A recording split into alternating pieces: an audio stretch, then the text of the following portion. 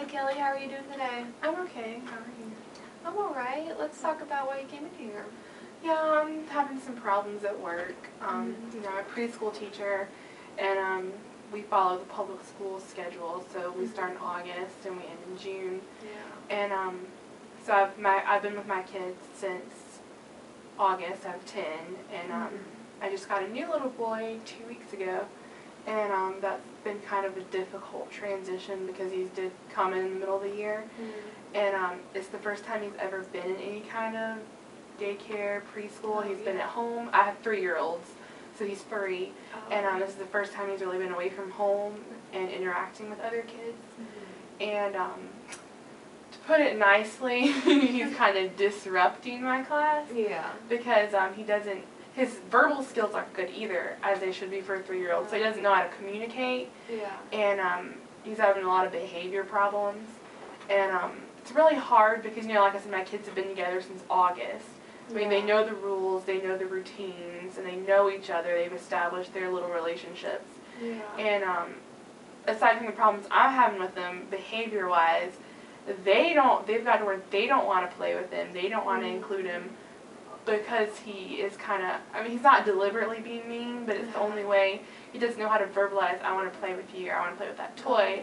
It's, I'm going to go up and hit you so you notice me, or I'm going to go take your toy because that's all I want to play with. Yeah. So I'm having a little bit of frustration kind of with that and trying to kind of catch him up.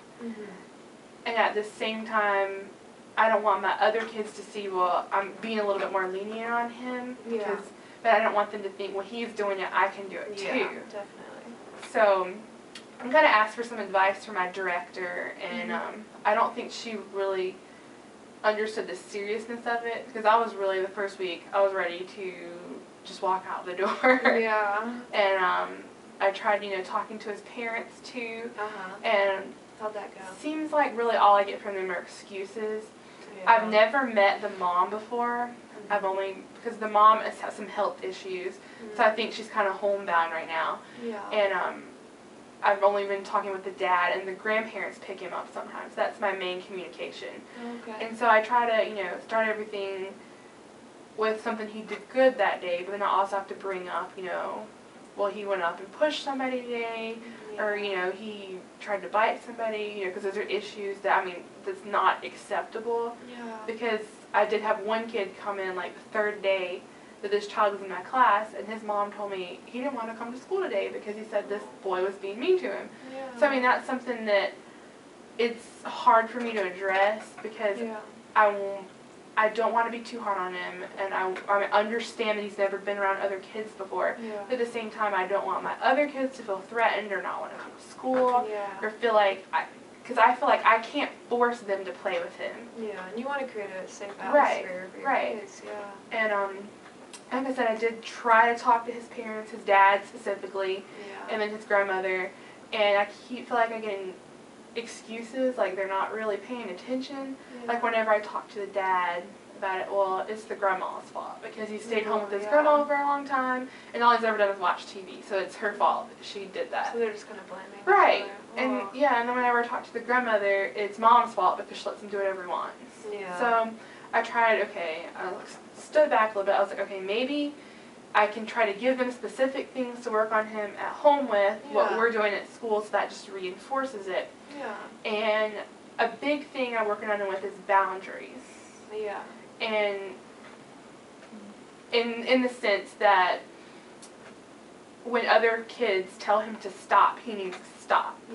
Stop hitting me, stop touching me, stop pulling on me, stop taking my stuff.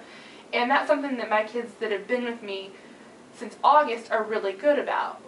They know to verbalize their feelings, so that cuts down a lot on the hitting, the biting, the pushing. Because they know if somebody's doing something to you, if somebody's touching you, stop touching me, please don't touch my body, please leave, they can verbalize it, and that works for them because they've been practicing it. So I'm trying to work on that with him, and I told his dad one day, I was like, we're working on these things with him, following directions the first time, and then boundary setting with the other kids. And the only response I got from Dad was, well, we don't have boundaries at home. And that was, that'd be really right, that was frustrating to me because I felt like that I was trying to help you out, kind of, and you were just like, well, you can do what you want at school, but we're just not going to enforce it at home because he's the only child, it doesn't matter. Yeah, you feel like you're doing all you can for this kid, and then he goes home and it's not. Right, I mean, that's what I feel like. It's, you know, one step forward, two steps back. Yeah. Because if we're doing it at school, you know, and he'll, I mean, throughout the week, you know, he'll be getting better. Yeah. And then it's a Monday through Thursday program, so he has Friday, Saturday, Sunday at home. So he goes home and he doesn't have any of that structure anymore, any of the routines, any of the boundaries. And he comes back on Monday and it's like going to start all over again. Yeah. So, I mean, it's been 3 weeks now, and it's kind of, I mean, he's gotten noticeably better in the following directions. Yeah. But still, I'm having issues with my kids not wanting to play with him. Yeah. And, I mean, it's really difficult because I can't tell you have to play with him. Yeah. You know, because, I mean, he's going to sit there and hit him, or he's going to do that. And, you know. Have you told his parents about that? Like, you told them that their behavior is leading their child to be an outcast in class? Right, and, you know, I didn't want to say it like that. Yeah. Because, like I said, but they haven't been receptive to anything. So I was, you know, trying to tell them. Take it nicer first. Right. I, you know, tried to tell him, well, this is what, I try to always start with something he did good that day. Yeah. So, you know, when I asked Chase to do this today, he did it the first time. It was really good. You know, he's working a lot better in directions. But we're still having issues with him pushing the other children. I was like, why not? Like, I'll tell him one specific incident. And kind of the only response I get out of that is, well, the dad just kind of shrugs it off, and whatever. He's like, you know, whatever. He's too busy for it. Because he's on the city council, so I think he's kind of rushed. And the grandma was like, well, Chase, you know, you shouldn't have done that. That's not nice. So does grandma live in home with them? No, from what I understand, from what I've gathered, I mean, it's kind of difficult because, you know, people don't divulge everything. Yeah. Is that, you know, mom and dad, you know, he lives with mom and dad. Mom's health issues, she's kind of, and I think that's pretty recent, something that happened over Christmas, maybe.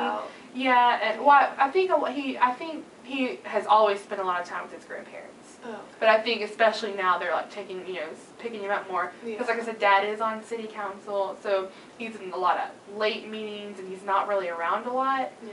And I think maybe that's some of the frustration I'm getting from Dad too, is he's not used to having to deal with him. Yeah. So maybe now that his wife is sick, he thinks that it's her responsibility to take care of the kid, not his. And with the dad too, a lot of just like communication issues. Yeah. Because we are a Monday through Thursday program, and then we follow Charlotte Mecklenburg's school schedule. Yeah. So whenever they have holidays, we have off, but whenever they do teacher work days, we don't. And that's spelled out in the handbook. You know, that's explained when you're on your tours. Yeah. And I take it upon myself in the newsletter each month to be, this is you know, we're in January. These are the days we have off, so they know. And he just doesn't pay attention at all. Does he bring his son when they're in school? Well, he like, I have to remind him, and he'll like act upset that we have that day off. And a specific example was this Monday was a teacher work day for CMS. Yeah. But we don't have that off. We have school on Monday. Well, he didn't come on Monday. And you never know. They could be sick or, you know, you don't think much about it. But then he comes in on Tuesday and he's kind of upset. He's like, well, I thought you guys didn't have school on Monday. Yeah. And I was like, well, you know, I explained to him again, we follow CMS's schedule. Yeah. You know, we don't do teacher work days. And he kind of seemed frustrated with that he had to find something to do with him on Monday because he thought we weren't close, you know. That's sad that his father. Yeah, and I mean, it's frustrating to me because I'm like, it's in the handbook. I've verbally told you, and it's in the letter I sent home. So you're obviously not paying attention when I talk to you, and you're obviously not reading what I sent home. Yeah, or so, you know, you probably feel like he's just not even caring that he doesn't care. Maybe he's responding that back to his son, too. Right, and I mean, that's like a conclusion I don't want to jump to, but it's hard not to. Yeah. So I feel like a lot of the responsibility is on me. And like I talked to my director a little bit about it, and she was like, oh, well, I'll come into class a little bit, you know, we'll work on it together. So far, she hasn't. Yeah. And I really, like, the first week he was there, I told her, I was like, I don't know that I want him in my class anymore. And I told her about the problems with my kids he's having. When another parent comes to me and complains about it, I mean, that's an issue for me because I don't want any of my children to feel unsafe. Yeah, well,